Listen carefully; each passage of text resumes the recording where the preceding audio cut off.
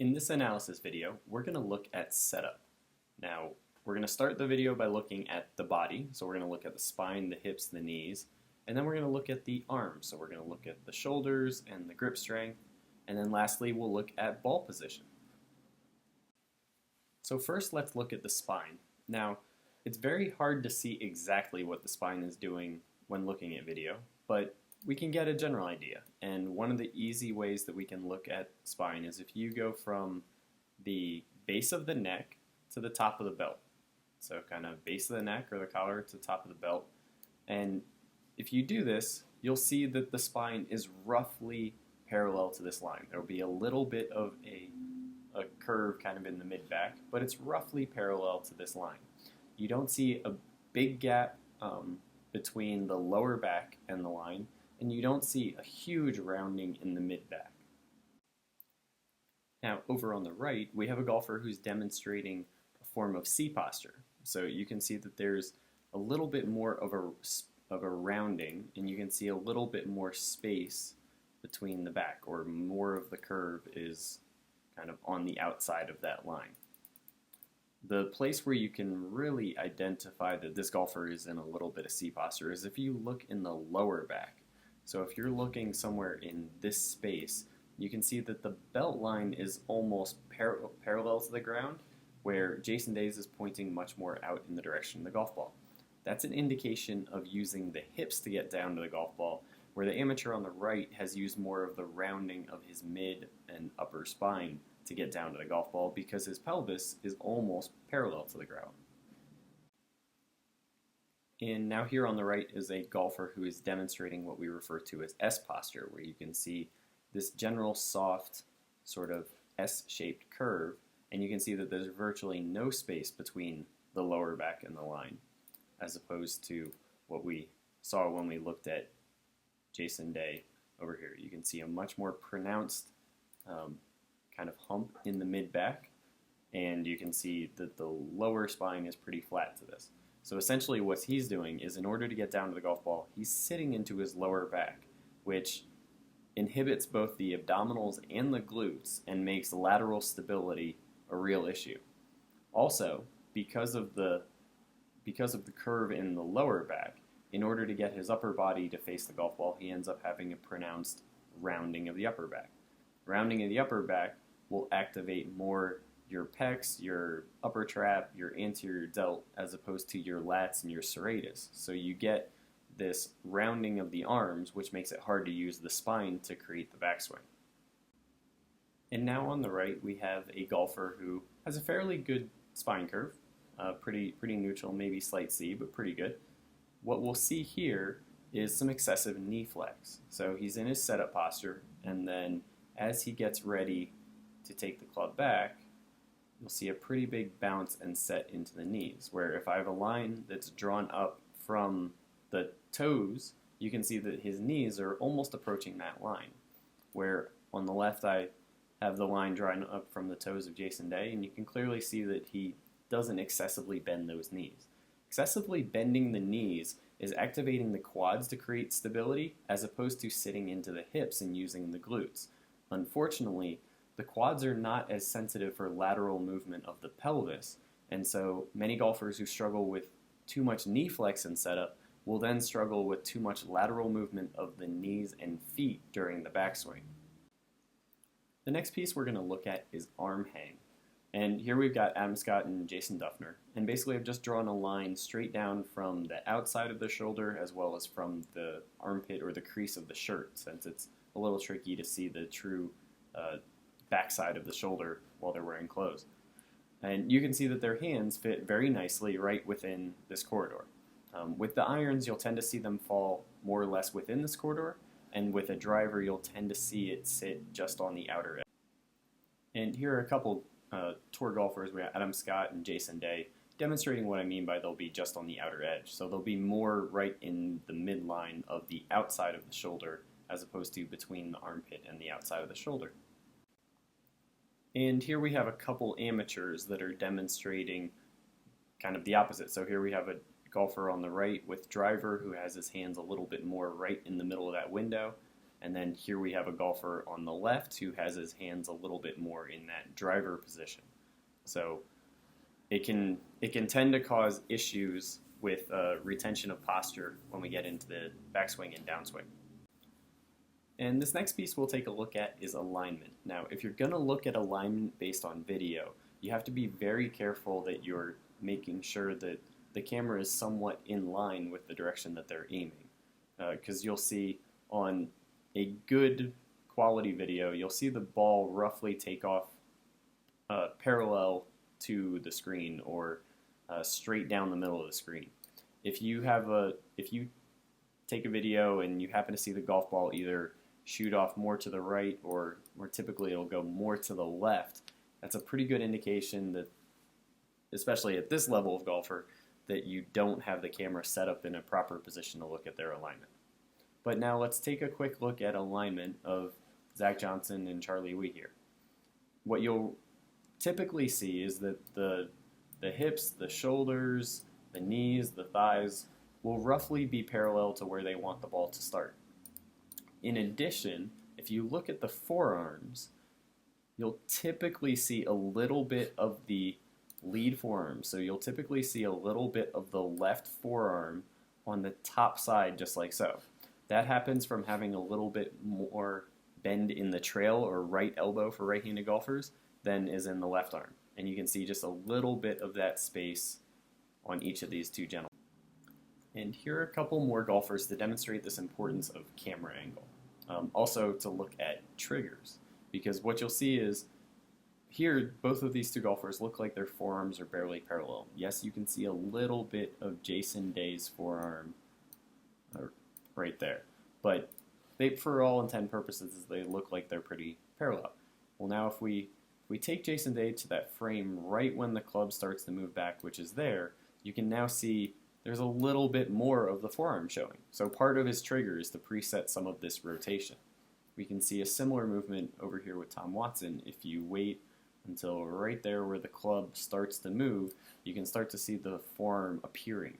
So don't be fooled by the position that they're in before they start taking the club away. Check to see exactly when you, in your video, are starting to take the club away. And here are a couple of examples of amateurs who tend to aim their upper bodies and forearms a little bit more to the left in varying degrees. So over here on the left, you can see a golfer, and as he goes to initiate his takeaway, which happens right there, we still see the left arm underneath the right, and it's not until the club is right about there, about a foot behind the golf ball, that we start to see that left forearm, indicating that the shoulders as well as the forearms were pointed well to the left before he started to take the club away. Over here on the right, you'll see it much more subtly. This is a pretty good mid-level handicap, and you'll see that here he's starting to take the club back already, and we still can't see the left forearm, and then there we go. So again, about in that foot behind the golf ball range. Now, if you were to look at him, this is the shoulder position that it looked like Jason Day, Adam Scott, and some of those other golfers were in, but now he's got the club about a foot behind the ball. So this could just set you up slightly to err on the side of hitting some pulls or slices if that's your preferred ball flight. And here are a couple more examples just to demonstrate the principle that I talk about, where I think that the closer you are to the club or the closer you are to the grip, the more important the alignment is. So here are two golfers. This is Tommy Gainey and an amateur that I teach, who, if you look at their upper body, if you look at their forearms, if you look at their shoulders, they're roughly parallel to where the ball's going to start. If you look at their feet, they're a little bit closed. I think it's fine to have your lower body be a little bit closed or open. That can actually help account for pelvis height, leg length issues, all those kind of things. But I rarely see golfers who succeed at a really high level who have their upper body and forearms completely out of alignment. And now we're going to look at the face-on position so that we can look at grip strength and ball position. So first, we're going to look at ball position. And if we look at ball position, there's a couple things that I like to do. You're going to draw a vertical line up from the back of the line, and you're going to draw a vertical line up from the back of the ball, and then you're going to draw a horizontal line from the tip of their left foot. And the horizontal line from the tip of the left foot is just to confirm the camera angle. If you look on the left, you can see that roughly the tips of both feet of Jason Duffner are touching this line. So unless he has a closed stance, which we could always check from the down the line, we know that this camera is pretty much perpendicular to the direction he's trying to hit the ball if the ball is in the center of the screen. If you look over on the right, you can see that not only is the ball not in the center of the screen, but there's a pretty good amount of distance or space right there where I made a few little hash marks. There's a pretty good amount of space between the left and the right line. So essentially this is not a very good camera angle, and if we were to look at his ball position from here, it would look like it's pretty much in the middle of his body and in the middle of his stance. Now we have a video of Adam Scott where the golf ball is more in the middle of the screen, and we can see that his toes are much closer to parallel to this line. As a result, we can see that the ball position he's hitting with the driver is much more towards the front half of his body, or almost even with the outside of his left knee, left shoulder. Where with the iron, Jason Duffner has a little bit more of a mid stance and mid chest, or right off of a logo if you had one on your shirt, and right off the inside of the inner thigh. We'll look at a few more. And here we have Justin Rose, both with an iron on the right and a driver on the left, so that you can see the difference in ball position and setup. So on the right, you'll see that the line up the back of the golf ball goes roughly through his shirt pocket, or just to the left of his zipper, or just on the inside of his right thigh, and off of his left ear. All of those are pretty good acceptable ball positions for playing your typical iron shot. Now over here on the left, you'll see the ball position just outside of his left ear, or more in line with the left shoulder, or almost the left knee. And here we have Rory McIlroy. So on the right, we have him with the iron, pretty good camera angle. Ball's roughly in the middle of the screen, and you can see if we draw the ball position line, roughly goes through his left eye. So as we get into the shorter clubs, you can see that it's going more and more in front of the face and less in front of the shoulder. Here we have a decent camera angle. The toes are roughly parallel, so the lens is pretty parallel to the golfer, but the ball is positioned forward in the screen, so it'll make it look like it's a little bit more forward of his body, but we can see it's well front of where he is playing his iron. So just something for you to factor in when you're taking a look at your ball position for your irons and your driver. And here we have an example of a higher handicap golfer, and we can see that if we look at the driver, the ball's in the middle of the screen, stance is parallel, he's just got that ball pretty much in the same place, just slightly ahead of where he had the iron. Both of them are roughly in the middle of his pelvis, as well as just off his left eye or left ear. In general, I would say that amateurs tend to play the ball more further back or away from the target than professionals, but that's a dangerous generalization. There's obviously going to be people who do it at both extremes. Here we have two amateur golfers, one hitting an iron where it's a little bit more off of his right eye, and another golfer hitting a driver where, yes, it's ahead of his, it's kind of even with his left shoulder, but you'll see because of his stance, it's not actually very far up compared to his lower body. So part of the reason why amateur golfers tend to want to play the ball further back is because they have trouble getting the path of the club to go out to the right, and you'll learn more about this as you go through the system, but they have trouble getting the path of the club to get out to the right, so having the ball further back limits how much the club is swinging to the left naturally. And the last piece of the setup puzzle that we're going to look at is grip strength. Now, looking at grip strength on 2D is a little bit limited. I typically look on 3D to see how much extension is in the left wrist or in the right wrist, and I factored that into how I'm calculating the grip strength.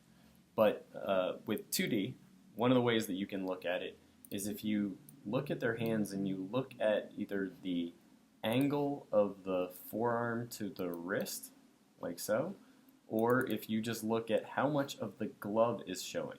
So here we can look at the forearm to the wrist of Justin Rose, not measuring an angle, just kind of identifying it and noticing that there is a significant angle, or looking at how much of this logo of the glove you can see on the back of the left hand. Essentially, the left hand is pointing more at us, the golf ball or the camera, than it is pointing at the target. The tour average that I see on 3D is going to be about 25 degrees of wrist extension.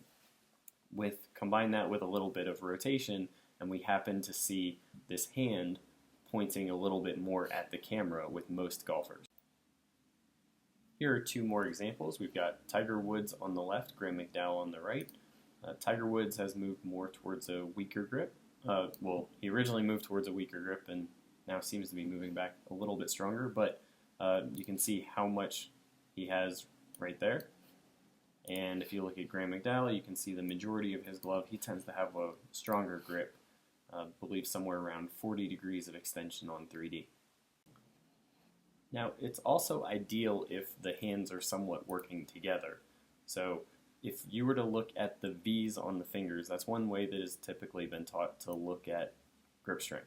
So if I were to draw a line up the V between the thumb and the first joint, you can see that roughly, it's hard to see the joint on the left hand, but these would roughly be parallel to each other. Where if you were to look at this amateur here, knowing what we know about grip strength, we can barely see any of the back of his left hand. It is primarily facing right at the target, where that V is pointing straight up towards his eye. If we look at the V on the right hand is pointing actually outside of his shoulder. So his hands are a little bit in opposition, but the bigger problem is that the left hand is in a very weak position. Now, if you have a weaker or a hand that's facing more the target or turned more to the left on the club, if you have a weaker grip and you struggle with a ball that curves off to the right, this is something that you should definitely look at. Conversely, if you have a stronger grip where these V's are pointing more well off to the left like so, turned right on the club so they're pointing outside your shoulder, and you struggle with a golf ball that overhooks or overcurves to the left, again, that is probably something that you should at least consider. Here's another amateur golfer on the right, and you can see if you look at the back of his left hand, you can see that while the V on the right hand is pointing over towards the right, or over towards his shoulder, you can see that the back of his left hand is pointing very much in the direction of the target. This is a golfer that complains of hitting fades, and so having a weak grip has been a big problem for him, and strengthening the grip has helped him overcome the tendency to hit mostly a ball that curves off to the right. Now, I know that we've covered a lot in this video, so just to summarize, we've looked at the spine curve, we've looked at the amount of hip hinge and how that relates to spine curve, we've looked at the amount of knee flex, and we've looked at the arm hang. And then over on the left, we've looked at your ball position, how that relates to whether it's an iron or a driver, and we've looked at your grip strength. Now, I know that sounds like a lot, and frankly it is, but the good thing is it doesn't take any real athleticism in order to have a very good, consistent setup. It just takes discipline and repetition. And so within the site, we've broken down each of these pieces and associated drills with them that you can practice either at home or at the course in order to build this consistent, repeatable pattern. But anytime you're learning a movement, you've got to put in a significant number of repetitions, 500, 1,000, 1,500 repetitions, so that the brain can really refine that pattern and feel comfortable with it. I don't expect you to just memorize these different pieces and then go to the course and hope that it works out. That's never going to work. You need to put in a little bit of training, but a little bit of training helps build that consistent setup that you're looking for, which builds the repeatable golf swing that you're here to learn.